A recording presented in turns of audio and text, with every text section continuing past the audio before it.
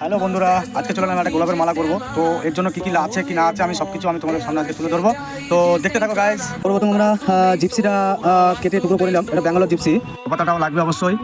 আর party যখন বলেছে যে লালের সাথে হলুদ আর পিঙ্ক পাই করে দিতে হবে, তো হলুদ আর পিঙ্ক কালার গোলাপ আর এই যে রেড কালার গোলাপ অবশ্যই তোমরা সবাই জানো। জিপসিটাকে দিয়ে তারপর চাপা দিয়ে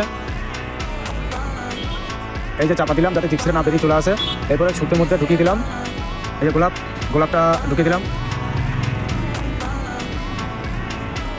এই যে পরপর এই যে সব পরপর গেতে গেতে গেতে গেতে গেতে টাইম লাগে, কিন্তু প্রচুর টাইম লাগবে। যে মালাটা রেডি হচ্ছে, ঠিক আছে? তো মালাটা পুরোটা রেডি হোক, তোমরা অবশ্যই জানাবো। হচ্ছে আমার লেবার, দেখি লেবার মালা ঠিকঠাক হচ্ছে তো।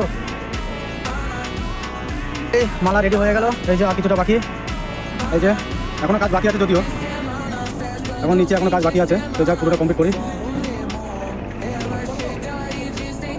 এই যে লাস্ট নিচের কাজটা হচ্ছে, হয়ে গেল।